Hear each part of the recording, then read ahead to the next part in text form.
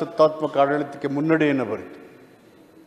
ನಂತರ 20ನೇ ಶತಮಾನದಲ್ಲಿ ರಷ್ಯಾದಲ್ಲಿ ಕ್ರಾಂತಿ ಆಯಿತು, ಲೇಬರ್ ರೆವಲ್ಯೂಷನ್. ಇದರ ಹಿಂದೆ 12ನೇ ಶತಮಾನದಲ್ಲಿ ಬಸವಣ್ಣವರು ಅತ್ಯಂತ ಸರಳವಾಗಿ ಧರ್ಮ ಅಂದರೆ ಏನು,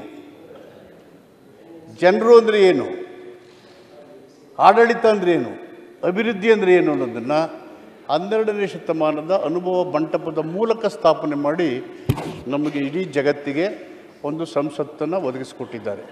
ಸಂಸತ್ ಅಂದರೆ ಪಾರ್ಲಿಮೆಂಟ್ರಿ ಡೆಮಾಕ್ರಸಿ. ಸಂಸತ್ ಅಂದರೆ parliamentary democracy. Until and unless the parliamentary democracy is strengthened, development will not take place. ಅವರು ಧರ್ಮದ ಪರಿಕಲ್ಪನೆ ಏನಿತ್ತು? ಧರ್ಮ ಅಂದರೆ ಜನ ಭಯಪಡ್ತಕ್ಕಂಥ ವಾತಾವರಣ ಸೃಷ್ಟಿ ಮಾಡೋದಲ್ಲ. ಧರ್ಮ ನಾವು ಹೇಳ್ದಂಗೆ ಕೇಳಿ ಅನ್ನೋದಲ್ಲ. ಧರ್ಮವನ್ನು ಜನರ ಮನೆ ಬಾಗಿಲಿಗೆ ತಗೊಂಡು ಹೋಗ್ತಾ ಇದ್ರು. ಧರ್ಮವನ್ನು ಜನದ ಮನೆ ಬಾಗಿಲಿಗೆ. ಬಸವಣ್ಣವರು ಧರ್ಮದಲ್ಲಿ ನನ್ನ ಸ್ಥಾನ ಏನು ಅಂತ ಎಂದೂ ಎಲ್ಲಿ ಹೇಳಿಲ್ಲ. ನನ್ನ ನಂತರ ನನ್ನ ಉತ್ತರಾಧಿಕಾರಿ ಯಾರು ಧರ್ಮದಲ್ಲಿ ಅಂತ ಎಲ್ಲೂ ಹೇಳಿಲ್ಲ ಇತಿಹಾಸದಲ್ಲಿ. ತನ್ನ ವಚನ ಸಾಹಿತ್ಯದ ಚಳುವಳಿಗಳ ಮೂಲಕ ಜನರಲ್ಲಿ ಜಾಗೃತಿ ಮೂಡಿಸಿ ನಾವೆಲ್ಲ ಒಂದೇ ಅನ್ನುವ ಸಂದೇಶವನ್ನು ಕೊಟ್ಟರು. ಅವರು ಮನೆ ಬಿಟ್ಟು ಯಾಕೆ ಹೋದರು? ಚಿಕ್ಕ ವಯಸ್ಸಿನಲ್ಲೇ, ಸಣ್ಣ ಬಾಲ್ಯದಲ್ಲೇ, ಲಿಂಗ ತಾರತಮ್ಯದ ವಿರುದ್ಧವಾಗಿ. ಉಪನಯನ ಮಾಡಬೇಕು ಅಂತ ಹೇಳಿದಾಗ ನನಗಿಂತ ದೊಡ್ಡವಳು ಅಕ್ಕ ಇದ್ದಾಳೆ, ಅವಳು ಮಾಡಿ ಅಂತ, ಅವಳು ಹೆಣ್ಣು ಅಂತ ಹೇಳಿದಾಗ ಆವಾಗಲೇ 12-13ನೇ ವರ್ಷದಲ್ಲೇ ಪ್ರೊಟೆಸ್ಟ್ ಮಾಡಿದ್ರು. ಅವರು ಮನೆ ಬಿಟ್ಟರು. ಅವರು ಬ್ರಾಹ್ಮಣರಾಗಿದ್ದರು ಹುಟ್ಟಿನಲ್ಲಿ. ಅಂಬೇಡ್ಕರ್ ಏನು ಹೇಳಿದರು? I love Brahmins but I hate Brahminism. Ambedkar ಹೇಳಿದ ಮಾತು, I love Brahmins I hate Brahminism. ಅಂದರೆ ಬಸವಣ್ಣವರು ಬ್ರಾಹ್ಮಣರಾಗಿದ್ದರು.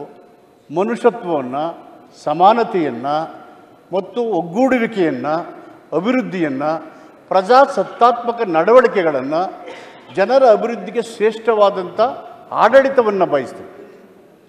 ಅನುಭವ ಅಂದರೆ experience, knowledge in different walks of life, different group of population, without sex discrimination.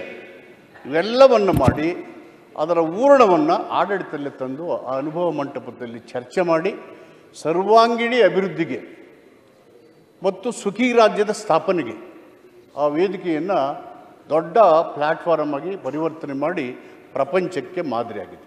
The first democratic platform in the world. ಟ್ರೈಬಲ್ಲಲ್ಲೂ ಕೂಡ ಪ್ರಜಾಪ್ರಭುತ್ವ ಇತ್ತು. ಬುದ್ಧನ ಸಾಕ್ಯ ಸಂಘಗಳು ಮತ್ತು ಬಿಕ್ಕು ಸಂಘಟನೆಗಳಲ್ಲಿ ಪ್ರಜಾಪ್ರಭುತ್ವದ ನಡವಳಿಕೆಗಳು ಇದ್ದವು. ಆದರೆ ಬರ್ತಾ ಬರ್ತಾ ಭಾರತ ದೊಡ್ಡ ಬಾಬಾ ಸಾಹೇಬ್ 1930 ರೌಂಡ್ ಟೇಬಲ್ ಕಾನ್ಫರೆನ್ಸಲ್ಲಿ ಮಾತಾಡ್ತಾರೆ, ಬ್ರಿಟಿಷರೇ ನೀವು ಸ್ವತಂತ್ರ ಕೊಡ್ತಾ ಇದ್ದೀರಿ, ಯಾರ ಕಡೆ ಕೊಡ್ತಾ ಇದ್ದೀರಿ? ಯಾವ ಜನ ನಿಮ್ಮ ಆಡಳಿತರಿಗೆ ಬ್ರಿಟಿಷ್ ಇಂಡಿಯಾದಲ್ಲಿ ಸಾರ್ವಜನಿಕವಾಗಿ ಪ್ರವೇಶ ಇಲ್ಲ, ಇಲ್ಲಿ ಅಸ್ಪೃಶ್ಯರಿಗೆ ದೇವಸ್ಥಾನ ಪ್ರವೇಶ ಇಲ್ಲ. ನೀವಿದ್ದಾಗಲೇ ಈ ಥರ ಇರುವಾಗ ನೀವು ಅಧಿಕಾರ ಕೊಟ್ಬಿಟ್ಟು ಹೋದಾಗ ನಮ್ಮ ಪರಿಸ್ಥಿತಿ ಏನು? 1932 round table conference, Baba Saheb Ambedkar. ಅದಕ್ಕೋಸ್ಕರ of the people, by the people, for the people ಆ ಥರ ಸರ್ಕಾರ ಕೊಡ್ಬೇಕಂತ ಹೇಳಿದರು. ಅಂಬೇಡ್ಕರ್ ಇನ್ನೊಂದು ಮಾತು ಹೇಳಿದರು, ಈ ದೇಶದ ಮತಿ ಅಲ್ಪಸಂಖ್ಯಾತರು ಬಹುಸಂಖ್ಯಾತರಲ್ಲಿ ನಂಬಿಕೆ ಮತ್ತು ಭರವಸೆಯನ್ನು ಇಟ್ಟು ಇಲ್ಲಿ ವಾಸ ಮಾಡ್ತಾ ಇದ್ದಾರೆ. ಅವರೆಲ್ಲರ ಸಂಪೂರ್ಣ ಸಂರಕ್ಷಣೆ ಮತ್ತು ಹೊಣೆಗಾರಿಕೆ ನಿಮ್ಮ ಜವಾಬ್ದಾರಿ ಅಂತೇಳಿ. ಅದು ಇವತ್ತು ಏನು ನಡೀತಾ ಇದೆ? ಡೆಮೋಕ್ರಸಿ ಹೆಸರಿನಲ್ಲಿ ಧರ್ಮ ನಿರ್ದೇಶನಗಳನ್ನು ಕೊಡ್ತಾ ಇದೆ. ಬುದ್ಧನು ಕೂಡ ಧರ್ಮದ ತನ್ನ ಹೇಳಿಕೆಗಳಲ್ಲಿ ಎಂದೂ ನಾನು ಹೇಳ್ದಂಗೆ ಕೇಳಿ ಅಂತ ಹೇಳಿಲ್ಲ, ನಮ್ಮ ವಿವೇಚನೆಗೆ ಬಿಟ್ಟರು. ಧರ್ಮದಲ್ಲಿ ನನ್ನ ಸ್ಥಾನ ಏನು ಅಂತ ಹೇಳಿಲ್ಲ ಬುದ್ಧ, ನನ್ನ ಉತ್ತರಾಧಿಕಾರಿ ಯಾರು ಅಂತ ಹೇಳಿಲ್ಲ. ಇವತ್ತಿನ ದೇಶದ ನಡವಳಿಕೆಗಳನ್ನು ನೋಡಿದ್ರೆ ಧರ್ಮಕ್ಕಿಂತ ಮೊದಲೇ ಹುಟ್ಟಿದಂಥ ಮನುಷ್ಯರಾದ ನಾವು ಧರ್ಮದ ನಿರ್ದೇಶನವನ್ನು ಪಾಲಿಸುವಂಥ ಒತ್ತಡಿಕೆಯ ಪ್ರಭಾವಗಳು ನಮ್ಮ ಮೇಲೆ ಬೀರಿ ಪ್ರಜಾಪ್ರಭುತ್ವ ಮಸ್ಕಾಗ್ತಾ ಇದೆ. ಪರಿಪಾಲನೆ ಮಾಡಲಿಕ್ಕೆ ಈ ಒಂದು ವೇದಿಕೆ ಆಲೋಚನೆ ಮಾಡಬೇಕು. ಎಲ್ಲ ವಿಧಾನಸಭೆ ಮತ್ತು ಪಾರ್ಲಿಮೆಂಟಲ್ಲಿ ಸ್ಟ್ರೆಂಥನಿಂಗ್ ಪಾರ್ಲಿಮೆಂಟ್ ಡೆಮೋಕ್ರಸಿ ಅಂತಕ್ಕಂಥ ಮಾತುಗಳ ಮೂಲಕ ನೀವು ತಂದಿರತಕ್ಕಂಥ ಮಾಡಿರ್ತಕ್ಕಂಥ ಒಂದು ಏನು ಅನುಭವ ಮಂಟಪದ ಒಂದು ಭಾವಚಿತ್ರದ ಅನಾವರಣೆಯನ್ನು ಮಾಡಿದಿರಿ ಈ ಒಂದು ಅಸೆಂಬ್ಲಿಯ ಮುಂಭಾಗದಲ್ಲಿ. ಅದಕ್ಕೆ ನಿಮಗೆ ಧನ್ಯವಾದಗಳನ್ನು ಹೇಳಿ ಮಾತಾಡಲಿಕ್ಕೆ ಅವಕಾಶ ಕೊಟ್ಟು ನಮಗೆ ಮತ್ತೊಮ್ಮೆ ಧನ್ಯವಾದಗಳು. ನನ್ನ ಮಾತನ್ನು ಮುಕ್ತಾಯ ಮಾಡ್ತಾರೆ.